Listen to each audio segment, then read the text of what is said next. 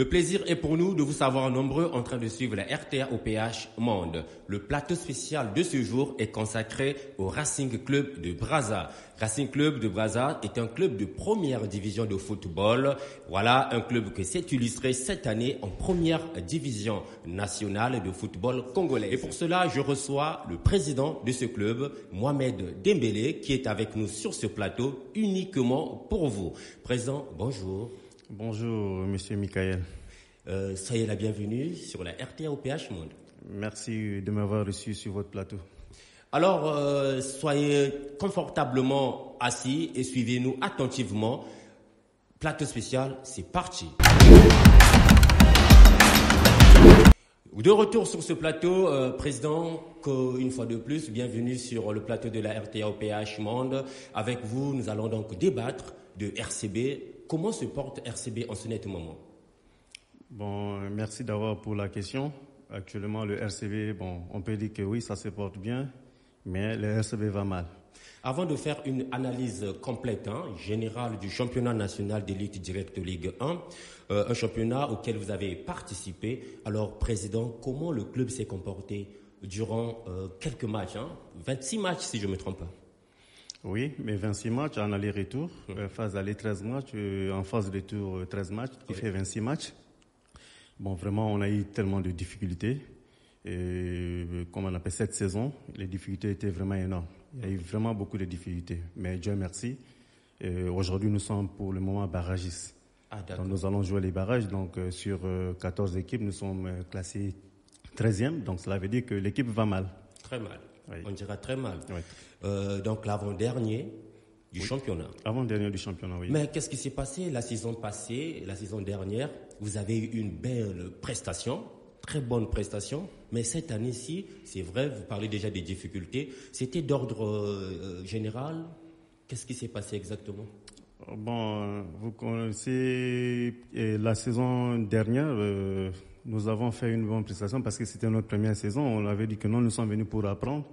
Et comme il n'y avait pas de l'expérience, cette année, on croyait que ça devait être la bonne. Mais comme le dit, là où il y a toujours une famille, les problèmes ne manquent jamais. Donc, le RCB a suivi des problèmes qui nous ont coûté tellement cher parce que actuellement, je suis seul là. Il y a eu le départ du club, les pièces maîtresses de l'équipe, ceux qui faisaient tout aussi avec moi, qui sont partis de l'équipe. Et puis voilà, il y a aussi certains joueurs qui étaient avec nous la saison passée, qui n'ont pas joué avec nous cette saison. On a fait encore le recrutement. Comme vous le savez bien, le RCB, nous faisons les recrutements et comme on appelle dans les équipes sous le RCB, pas des joueurs qui ont fait des grands noms de ce pays. Donc des joueurs qui reviennent aussi parfois de la pelote, de la Ligue 2 ou de la Ligue départementale.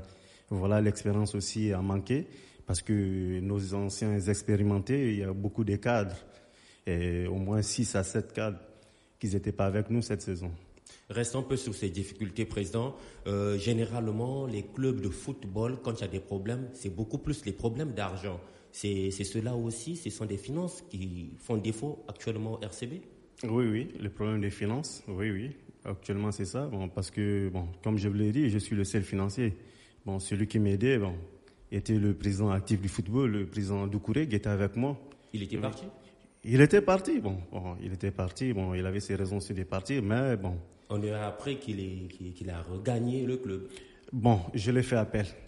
Parce que il faut seule personne peut pas diriger un club. C'est impossible, surtout financièrement.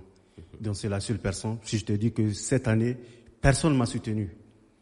Donc comme l'équipe était en danger, j'ai appelé le frère Doucouré, je l'ai appelé, j'ai dit vraiment l'équipe est en danger. Si tu me laisses, je vais me noyer. Il dit mon frère, il n'y a pas de problème. Le football reste le football. J'ai bien dit aussi, quand j'ai présenté ma démission, je suis plus président de l'équipe, mais je reste membre actif du RCB. Quand il avait déposé sa démission. Voilà, sa démission. Oui. Ça, la démission. Je me rappelle de cette démission. Voilà, vous vous rappelez de la démission. Voilà. Donc c'est ça qu'il a dit, je l'ai dit. Il est arrivé.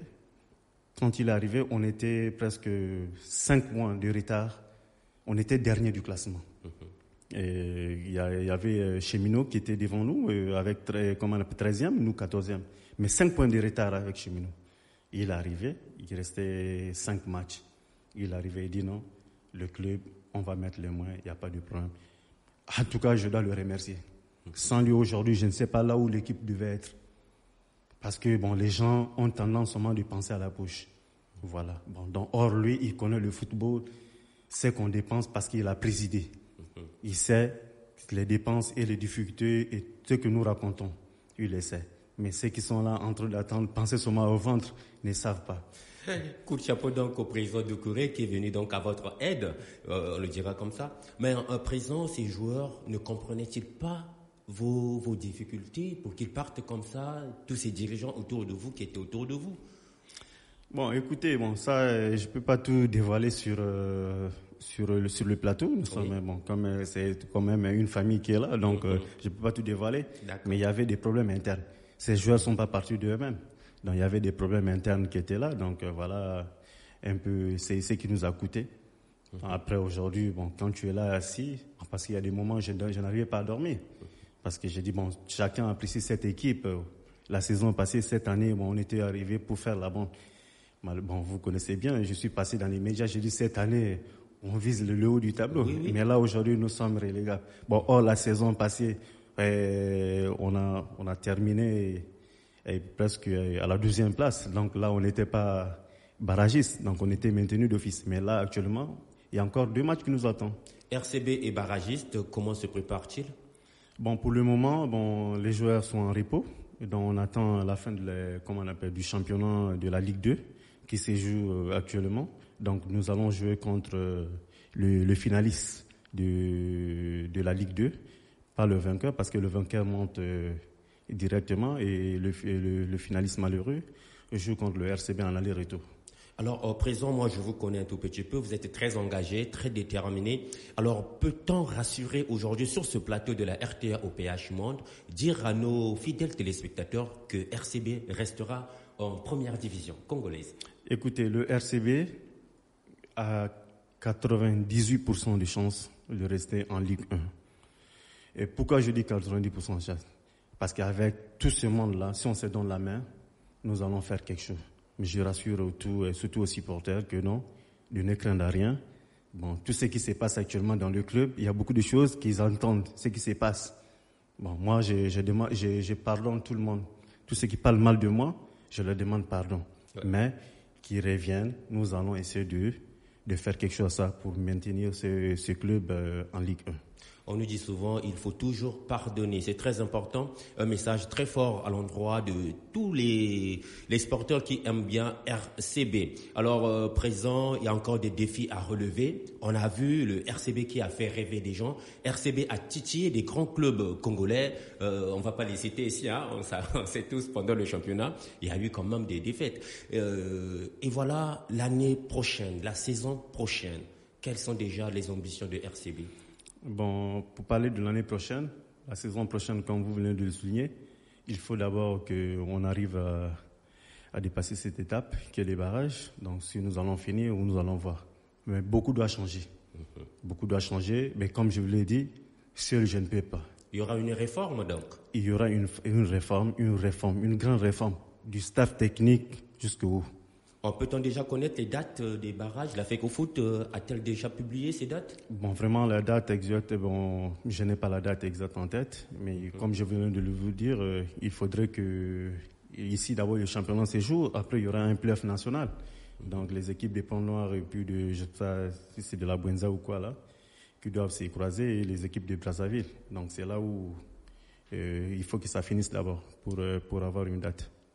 Très bonne idée, Président. On va essayer un peu d'aborder l'analyse du championnat. On connaît tout ce qui se passe au niveau de RCB. On est informé. Merci beaucoup déjà, Président. Alors, sur le point du championnat national, la saison dernière, que dites-vous? Vraiment, le championnat était vraiment... je peux pas... il n'y a rien de facile, quoi. Le championnat était difficile par rapport à ce que nous avons. Mais il y a des défaites que nous avons... On a eu des défaites qui revenaient de nous-mêmes. Il y a eu un match que vous ne vous êtes pas présenté à Owando. Qu'est-ce qui s'est passé? Vous avez écopé d'un forfait. Bon, pourquoi on ne s'est pas présenté au Wando? Parce qu'au Wando, on devait jouer, je crois, un jeudi. Oui. Et puis revenir vendredi. On devait se reposer samedi pour jouer dimanche contre Diable Noir. Bon, écoutez, j'avais d'abord écrit à la Linafoot, faire un report. La Linafoot a fait accuser de réception. Mais après, à ma grande surprise, on m'a dit c'est un forfait. Parce que j'avais écrit que non, vraiment, par rapport au match, que non, si on peut me faire un report du match. La Linafoot n'a pas voulu. Bon, j'ai demandé ce report, pourquoi? Parce que le 15 mai, j'étais allé à Dolisie, jouer le 16. On joue le 16 à Dolisie. Contre l'AC Léopard. Contre l'AC Léopard. Oui. On perd le match. Et après le 16, le 17, on doit revenir sur Brazza pour aller jouer le 20 à Pointe-Noire contre Cheminot, qui nous a pesé parce que, au contraire, Cheminot nous a corrigé, nous a battu 7-0. 7-0. Voilà, donc c'est là où j'ai vu un peu le calendrier. J'ai dit que vraiment, c'est un peu pareil du calendrier. Donc j'essaie d'éviter. Et voilà, j'ai demandé le report, mais ils n'ont pas voulu le report. Et puis voilà, le forfait était consommé, il n'y a pas de problème, je l'ai assumé. D'accord, ça arrive. Et alors pour la suite, on fait quoi? Bon, la suite, nous sommes là. Nous sommes là, voilà, et après le match du Diable Noir, après on s'est ressaisi, on a joué Cara, on les a battus. C'est là où le maintien a commencé, le match de Cara, donc voilà un peu. Donc c'est à travers le match de Cara que les autres n'ont pas apprécié certainement, ou bien il s'est passé encore beaucoup de choses? Non, ça s'est passé beaucoup de choses avant. Quand vous... excusez pour le terme, moi je vous dis que là je suis le conseiller financier. Mais le grand problème, excusez-moi du terme, allez-y, nous en général, nous les Africains, on voit seulement d'argent. Avant l'argent, tel qu'aujourd'hui le football, c'est le business.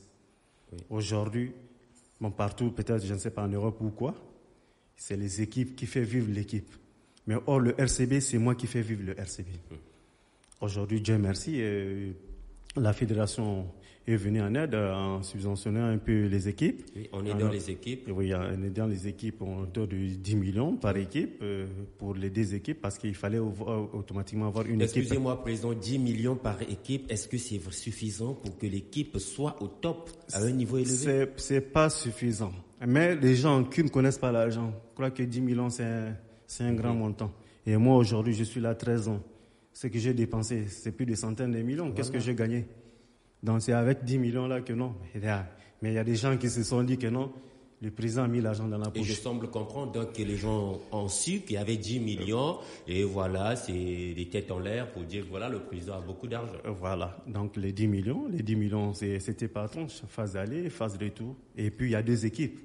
À nourrir l'équipe de la Ligue 1 où nous avons 26 équipes. Et 26 matchs, excusez-moi. Et puis les U17 qui ont 18 matchs. Qui ont 18 matchs. Aujourd'hui, maintenant 10 millions par match. Et puis et la Ligue 1, nous avons des voyages en vue. Comment je peux dire, la fédération met le transport et comme on a à la disposition des équipes. Mais si vous arrivez à la nutrition et l'hébergement, ça c'est à la charge du club. Je me rappelle comme ils sont partis à Pointe-Noire avec le RCB, tout était aussi également à votre charge. Voilà, à ma charge toujours. Oui. Mais là non, les gens ne pensent pas à ça. Les gens pensent que non, il a eu 10 millions. Il a eu 10 millions parce que depuis que mon club existe, ça m'a même surpris que cette année, les joueurs fassent une grève en disant que non, nous n'allons pas voyager, nous n'allons pas jouer à cause d'argent. Ça m'a surpris. Mais après enquête, donc c'est dans ma boîte, c'est ma boîte qui a poussé à demander aux joueurs de se révolter contre moi. Moi je suis là, excusez-moi du terme.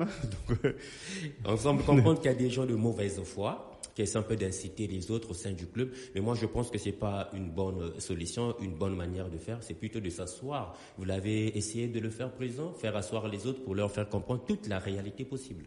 Je vais le faire, mais quand on doit s'asseoir, pas avec l'hypocrisie. Parce que, tu sais qu'il y a des hypocrites dans le truc. Mais, moi, c'est ce qui me fait plaisir aujourd'hui, C'est comme je vous l'ai dit, je leur pardonne tout ce qu'ils ont dit.